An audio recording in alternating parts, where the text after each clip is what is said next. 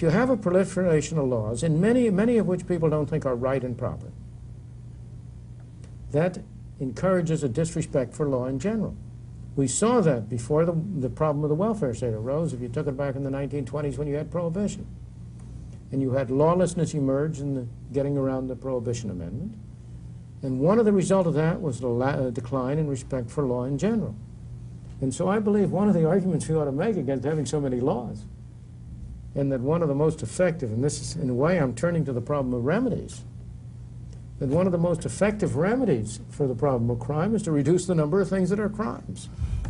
I believe in free trade. I don't believe there ought to be any tariff laws. I think tariff laws are fundamentally immoral, not moral. And so I don't mind getting rid of tariff laws. Now a more controversial case is the whole class of what are called victimless crimes. That includes things like drugs. It includes things like prostitution. Well, let's just take drugs and take these things one at a time. The usual argument, anyways, presented for the abolition of drug laws is prohibition. Prohibition didn't work. But it seems to me that that analogy is utterly fallacious insofar as liquor has been a cultural institution for, I mean, forever. It was widespread when everybody drank when they tried to legalize liquor. Before 1914, a very large number of people were on drugs. Wasn't illegal at all. Opium and so on could be widely purchased. You know, many of these medicine men who sold medicines were really selling drugs. Well, when China was wide open to opium, they were also wide open to being manipulated by foreign countries because of their dependence on opium. That's a big leap in the dark about because. But I think drugs raise a very interesting question on two different levels. The first level, as a matter of what you regard as just and proper, as ethical. Is it right to have laws against drugs? Second, even if you believe it is right, is it expedient to do so? So you have an issue on both the ethical level. And I personally, I may say my own view is very straightforward. On both levels, I think laws against drugs cannot be justified, except in the very limited sense of protecting young people and juveniles. But if I take adults, tell me, Harry, do you believe in a law against people committing suicide? Yes. You do? Yeah. You don't believe that people should be free to commit suicide? No, I believe that one of the primary responsibilities of government is to protect its citizens. And it seems to me protecting them from themselves is what you do with people who are insane. And I don't think that you can say suicide is an entirely personal matter. The law against suicide, in any event, is a kind of moral tribute to Western values because it's so ineffectual. But it brings out the fundamental issue, because I think it's the easiest way to separate people who have two very widely different sets of values. See, I don't view government the way you do at all. I view government as a way in which we jointly do certain things together that it would be difficult or impossible for us to do separately. It's an instrument through which we achieve our values. It is not something that's going to impose its values on us.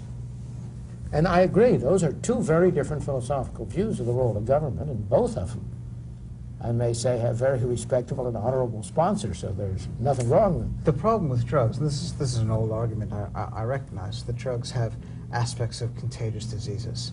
They are addictive, they spread through communities quickly. I think on the same grounds you're prepared to ban Marx's Das Kapital from publication. It surely has killed and done an enormous, more people, and done an enormous amount more harm than all the drugs that anybody has ever ingested. Well, if you could make me a good argument that banning Das Kapital would have prevented that damage, would have eliminated Soviet Russia and Communist China, I'd ban it like that. I can't. And the reason I can't is because if you once accept the principle that it's okay to ban Das Kapital on those grounds, then it's also okay to ban anything else that you ban. No, because you're reducing decision-making to a completely formal level. You're putting us on this slippery slope.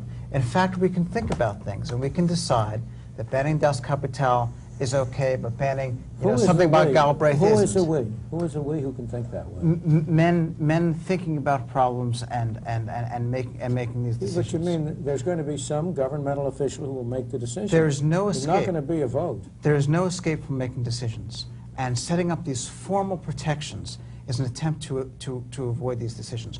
You and I can distinguish between heroin and marijuana. And there's no point, really, to our giving ourselves up to that formal decision that we're not going to have any rules against drugs, rather than making the better judgment that we're going to eliminate the bad ones and leave in the not so Maybe. bad. If our aim is controlled drug use and to try and minimize the use of drugs because we think the effect is harmful and we think it's appropriate for us to determine what another individual can do to harm his or her body, there are more effective means to do that. Britain, for example, controls its heroin addiction rate in a much more effective manner than the United States. I think the statistics in the two countries are quite clear that a legalized method, legalizing the use to a certain extent, registering the heroin addicts, and having a government dispensing system for heroin, both controls the rate of growth of heroin addiction and minimizes the concomitant crime problem, which is produced by making heroin addiction illegal. So you would make the case that legalization might cause a decline in the number of drug users? I think that if what we're concerned about is a decline in the number of drug users, that's precisely what we need to do. Right, well, Legalization, look, let me give you a very different argument, Harry. With drugs illegal, there is a market incentive for a drug pusher to create addicts. If I'm a drug pusher and you're a potential addict, I can afford to give you some free samples to get you hooked, because once you're hooked, you're going to be a captive customer. But the other expediential argument, the other side of that argument, is that prohibiting drugs, by all evidence, accounts that drug addicts and drug addiction accounts for something like half of all major crimes of violence. Because those crimes are produced by people who are hooked, who don't have enough money to buy their next dose, and who go out and steal and so on in order to get the money.